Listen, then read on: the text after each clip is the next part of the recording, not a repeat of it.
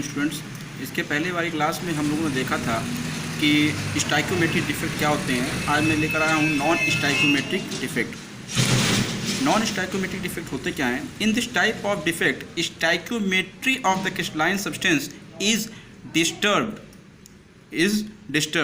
मतलब कहने का ये मतलब है कि अगर कोई भी कंपाउंड बनता है तो उसमें स्टाइकोमेट्री जो होती है कंपाउंड की वो कभी भी डिस्टर्ब नहीं होती है, फ्रैक्शन में नहीं होती है। अगर वो फ्रैक्शन में हो गई तो उसको हम नॉन स्टाइकोमेट्रिक डिफेक्ट कहेंगे। जैसे आपको पास ये एग्जांपल लिखा हुआ है, इस एग्जांपल में आप देखिए यहाँ पर आपका एग्जांपल में FeO अगर यहाँ पर आपकी 1:1 में ये बना हुआ है, 1:1 में जब बना रहेगा तो आपको ये पता चल जाएगा कि इसमें स्टाइकोमेट्री आपकी मेंटेन है। लेकिन अगर यहीं पर आपका फ्रैक्शन F का जो रेशियो है वो 0.95:1 का हो जाए, FeO का जो रेशियो है वो 0.95:1 हो जाए, तो इसमें देखिए आपका फ्रैक्शन में आ गया ना। तो यही अगर आपका जो डिफेक्ट होता है, यही डिफेक्ट आपका क्या कहलाता है? नॉन स्टाइकोमेट्रिक डिफेक्ट, क्योंकि इसने स्टाइकोमेट्री को मेंटेन नहीं किया है, इसने स्टाइकोमेट्री को मेंटेन नहीं किया है। अब ये देखिए यहाँ पर इसके टाइप्स दिए हुए हैं कि कितने टाइप्स के होते हैं। पहला होता है metal axis defect, metal axis defect, और दूसरा होता है metal deficiency defect, metal deficiency defect. इसमें मेटल आपका एक्सेस में होगा और इसमें मेटल आपका डेफिशिएंट होगा, कम नंबर्स में प्रेजेंट होंगे। ठीक, इसको दो पार्ट में किस तरीके से हो सकते हैं कि मेटल एक्सेस डिफेक्ट कैसे आ सकता है? या तो एनायन की वैकेंसी हो जाए, या तो एनायन पोजीशन वैकेंट हो जाए, क्योंकि आप जानते हैं कि इलेक्ट्रिकली न्यूट्रल होते हैं कोई भी कंपाउंड, आपके जितने नंबर ऑफ कैटायन होते हैं उतने ही नंबर ऑफ एनायंस भी होते हैं। तो आप उसके बेसिस में कह सकते हैं कि हाँ आपका कंपाउंड इलेक्ट्रिकली न्यूट्रल है। लेकिन अगर ऐसे कंडीशन में हो जहाँ पर एनायन की वैकेंसी हो जाए, एनायन के नंबर ऑफ एनायंस कम हो जाए, तो उसमें नंबर ऑफ कैटायंस क्या हो जाएंगे? ज़्यादा हो जाएंगे। तो ऐसी कंडीशन में आपका क्या होगा? स्टाइकोमेट्री मेंटेन नहीं होगी। तो एनायन की वैकेंसी हो या फिर एक्स्ट्रा कैटायन आ जाए, मतलब कंडीशन ऐसी हो जिसमें कि मेटल आपका एक्सेस में हो जाए, मेटल आपका एक्सेस में हो जाए। और उसी तरह मेटल डेफिशिएंट मतलब मेटालिक कैटायन जो होंगे वो आपके नंबर ऑफ कैटायंस कम हो जाए, या तो कैटायन वैकेंसी क्रिएट हो जाए या तो एक्स्ट्रा एनायन आ जाए, या तो कैटायन वैकेंसी क्रिएट हो जाए या तो एक्स्ट्रा एनायन आ जाए। दोनों कंडीशन में नंबर ऑफ एनायन एक्सीड कर जाएं।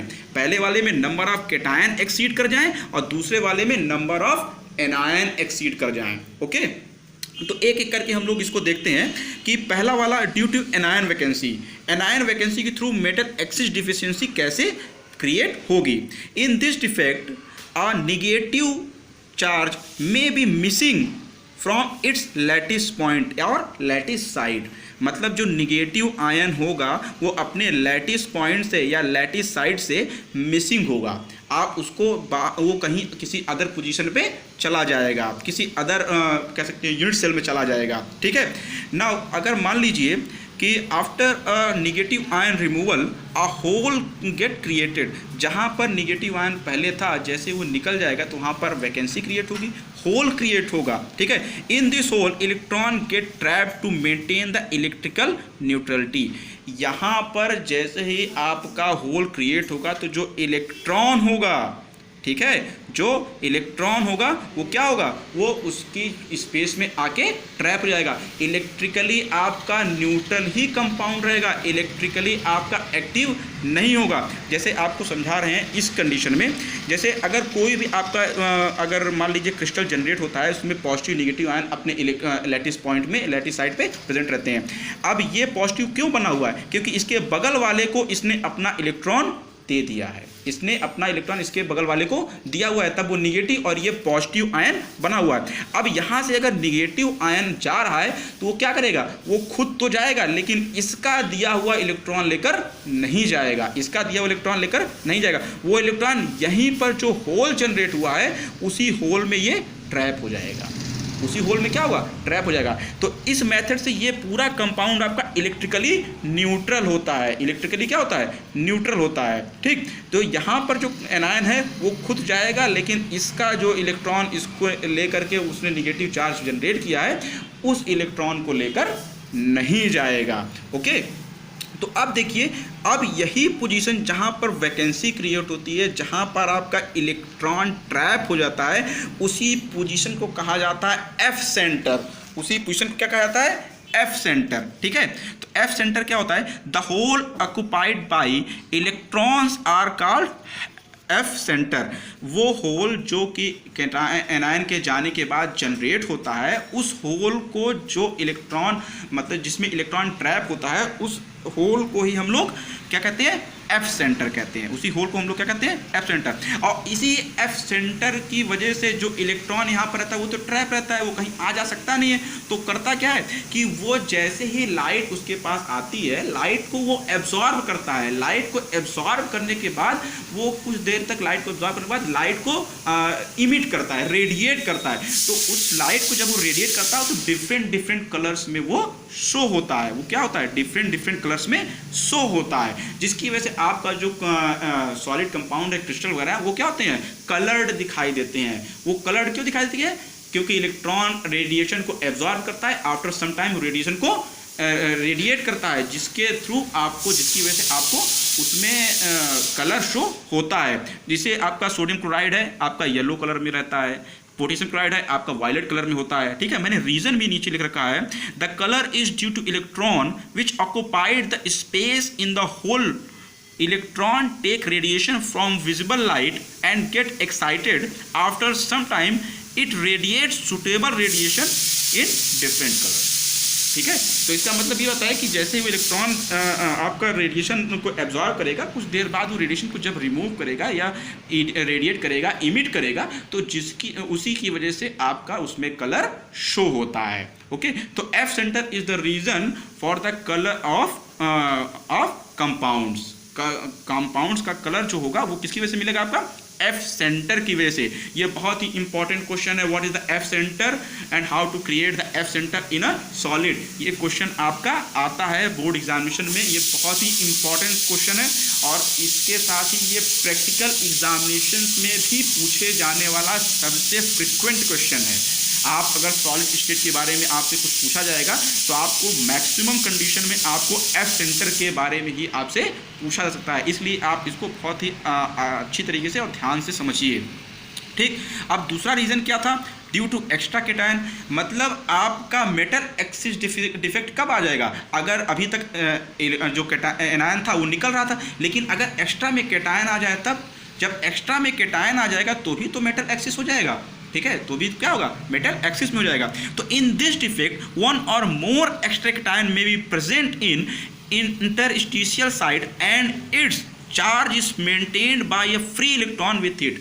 मतलब इसमें जो रहेगा तो इलेक्ट्रिकली न्यूट्रल, जो केटायन आएगा वो अपने साथ इलेक्ट्रॉन भी लाएगा अपने आप को न्यूट्रलाइज करने के लिए। बस वो क्या नहीं लाएगा? एनायन नहीं लाएगा, वो लाएगा क्या? इलेक्ट्रॉन्स, अपने इलेक्ट्रिकली न्यूट्रलिटी को मेंटेन करने के लिए। यहाँ पर एक एग्जांपल दिया हुआ है, एक इक्वेशन दिया हुआ है। जिंक ऑक्साइड को जब आप हीट करेंगे तो Zn2+ हाफ O2 + 2 इलेक्ट्रॉन में ये ब्रेक डाउन हो जाएगा। तो इसमें इस केटायन का जो इलेक्ट्रॉन है वो यहाँ पर निकल आया। अब जब ये आएगा तो ये इंटरस्टिशियल पॉइंट में जाए पोजीशन में जाएगा, और ये किस में जाएगा? उसके जस्ट बगल वाले वॉइड में ये भी पहुँच जाएगा और उसको इलेक्ट्रिकली न्यूट्रल कर देगा। हमने यहाँ पर फिगर के थ्रू इसको जनरेट किया है।